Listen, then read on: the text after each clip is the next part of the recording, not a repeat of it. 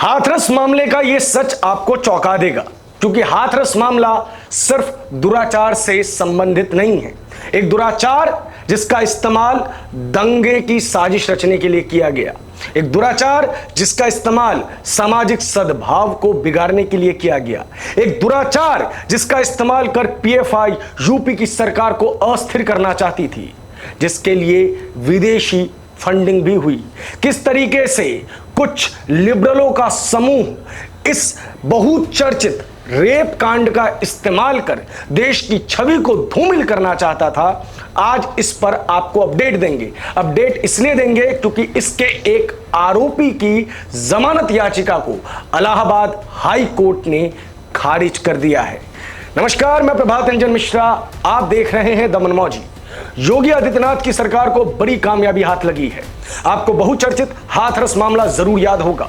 कैसे सत्ता के गिद्धों ने एक लड़की के साथ हुए दुराचार का भी राजनीतिकरण किया और एक बड़ी साजिश को अंजाम देने का मंसूबा बनाया।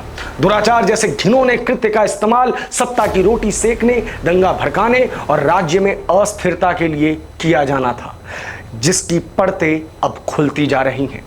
तब जब ऐसे लोगों को योगी की पुलिस ने गिरफ्तार किया था, तब मीडिया के एक धड़े ने योगी की छीछालेदर करने का खूब प्रयास किया, लेकिन सत्य प्रताड़ित हो सकता है। इस शाश्वत सत्य को यह गिद्ध भूल गए।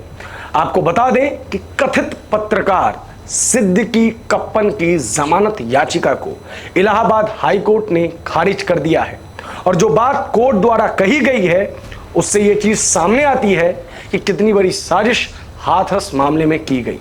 आपको बता दें कि इलाहाबाद हाई कोर्ट ने हाथरस साजिश के मामले में केरल के तथा कथित पत्रकार सिद्दीकी कप्पन को जमानत देने से इनकार कर दिया है। सिद्दीकी कप्पन को उत्तर प्रदेश की पुलिस ने अक्टूबर 2020 में गिरफ्तार किया था। वो उस समय हाथरस जा रहा था और तब से वो जेल में बंद है।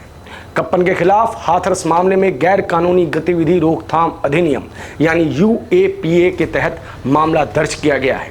हाथरस में बहुचर्चित रेप कांड के बाद काफी बवाल और अफरा तफरी मची थी। इसी अफरा तफरी के बीच यूपी पुलिस ने मथुरा से पीएफआई और उसके सहयोगी संगठन सीएफआई के 5 सदस्यों को गिरफ्तार किया था, जिनमें एक पत्रकार सिद्दीकी कप्पन भी शामिल था। इन लोगों पर आरोप लगाया गया था कि यह लोग पीएफआई के आला कमान के इशारे पर हाथरस में दंगा फैलाने की नीयत से जा रहे थे। इनको देशद्रोह और दंगा भड़काने का प्रयास करने व सूचना प्रौद्योगिकी अधिनियम के तहत गिरफ्तार किया गया था। तब से सिद्दीकी यूपी की जेल में बंद है और अब उसकी अर्जी को इलाहाबाद हाई कोर्ट ने भी खारिज कर दिया है। आप कहेंगे कि खारिज कर दिया तो कौन सी बड़ी बात हो गई? यहीं से आपको बड़ी बात मिलेगी। जमानत याचिका खारिज करते वक्त किस चीज का ध्यान रखा गया है यह जान लीजिए। अतिरिक्त सत्र न्यायाधीश अनिल कुमार पांडे ने मुख्य रूप से कप्पन को जमानत देने से इनकार करने के लिए की गई जांच के दौरान उसके खिलाफ एकत्र की गई कथित सामग्री को ध्यान में रखा है। यानी कि जो भी चीज उसके साथ मिली, जो भी डॉक्यूमेंट्स मिले, उसको ध्यान में रखा गया है। कोर्ट ने कहा कि कप्पन के खिलाफ आरोप यह है कि उसने सह आरोपियों के साथ समाज के भीतर दुश्मनी को बढ़ावा देने और समाज में व्याप्त सांप्रदायिक सद्भाव को प्रभावित करने वाले कृत्यों को अंजाम दिया। मतलब साफ है, आपको हाथरस मामले की पुरानी वीडियोस देखनी चाहिए। किस तरीके से इस मुद्दे को दलित बनाम सवर्ण बना दिया गया था। इसी चीज़ का फायदा उठाकर वहाँ पर दंगे फैलाने की साजिश रची गई थी, सांप्रदायिक सद्भाव को प्रभावित करने की साजिश रची गई थी। कोर्ट ने यह भी कहा है कि यह भी नोट हो, यह भी आरोप लगाया गया है कि कप्पन ने राष्ट्र की अखंडता को प्रभावित करने और नुकसान पहुंचाने के उद्देश्य से विदेशी फंड प्राप्त किया था, और जांच के दौरान यह पता चला है कि वह पीएफआई का कार्यकर्ता है। इससे पहले इसकी छवि एक पत्रकार के रूप में बताई गई थी और राष्ट्र विरोधी कृत्यों में भी वो शामिल है। आपको बता दें कि कप्पन की गिरफ्तारी के बाद यह ढोल पीटा गया था कि हाथरस मुद्दे को कवर करने के लिए जा रहे पत्रकार को योगी की फासिस्ट सरकार ने गिरफ्तार कर लिया है। वो पत्रकारों की आवाज को दबा रही है। इस पर कोर्ट ने जो जवाब दिया है, जो टिप्पणी की है, उससे ऐसे लोगों के मुंह पर करारा तमाचा लगेगा। कोर्ट ने कहा है कि वह एक पत्रकार की हैसियत से हाथरस जाना चाहता था, ऐसा कप्पन ने कहा। लेकिन उनके पास जिस न्यूज चैनल का आई कार्ड यानी पहचान पत्र मिला है वह न्यूज चैनल 2018 से बंद है। यानी कि ये जो पूरा का पूरा प्रोपेगेंडा रचा गया कि एक पत्रकार को हाथरस कवर करने से मना किया गया है, ये ढकोसला मात्र था। इससे पहले कप्पन ने जमानत याचिका मथुरा की अदालत में लगाई थी, जिसे खारिज कर दिया गया था।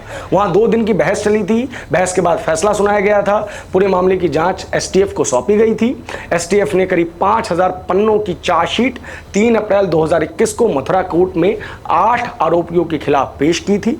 इसमें एक चीज स्पष्ट रूप से सामने आई थी कि दंगा भड़काने के लिए, हाथरस में दंगा भड़काने के लिए विदेशी फंडिंग ली गई और इस साजिश में पीएफआई भी शामिल था। पीएफआई के जो 3 सदस्य थे उसकी जमानत को पहले ही खारिज कर दिया गया था और इसके बाद जब सिद्दीकी कप्पन ने एडीजी प्रथम के पास उनकी अदालत में अपनी जमानत याचिका लगाई तो अब उसे भी खारिज कर दिया गया है। हाथरस एक दुखद घटना थी। किसी महिला के साथ एक ऐसा दुराचार किया गया जिसने उसकी जान ले ली, लेकिन उस अपराध को जिस तरीके से जाति की श्रेणी में बांटा गया, यह बताता है कि किस तरीके से राजनीतिक गिद्ध, सत्ता की रोटनी सेकने वाले लोग एक महिला के साथ हुए जघन्य अपराध को भी नहीं बख्शते और उसकी आड़ में दंगे की साजिश रचते हैं। मैं आपसे सवाल पूछना चाहता हूं कि क्या अब मनुष्य अपराधों को भी जातियों में बांटेगा, जातियों में वर्गीकृत करेगा? अगर अपराधी फला जात का हुआ और अपराध जिसके साथ हुआ है वो किसी और जात की हुई तो क्या अपराध का स्तर कम हो जाएगा? ये आज का बड़ा प्रश्न है। और यह भी बड़ा प्रश्न है कि किस तरीके से एक जघन्य अपराध का इस्तेमाल देश की सामाजिक एकता को तोड़ने के लिए किया गया और इसमें पीएफआई के सदस्यों की संलिप्तता हुई और जब इनको पकड़ा गया तो फर्जी प्रोपेगेंडा चलाया गया। इस बात का सबूत है कि उत्तर प्रदेश का पूरा चुनाव हाथरस मामले के आसपास घूमता रहा, क्योंकि इस हाथरस मुद्दे को बड़ा बनाना था, इतना बड़ा बनाना था कि योगी की सरकार को अस्थिर किया जा सके, गिराया जा सके। एक महिला जिसके साथ जघन्य अपराध हुआ उसका इस्तेमाल करके राज्य की शांति व्यवस्था को नष्ट करना था। फिलहाल इस वीडियो में इतना ही। देश और दुनिया की सभी बड़ी खबरों के लिए हमारे साथ बने रहें। धन्यवाद।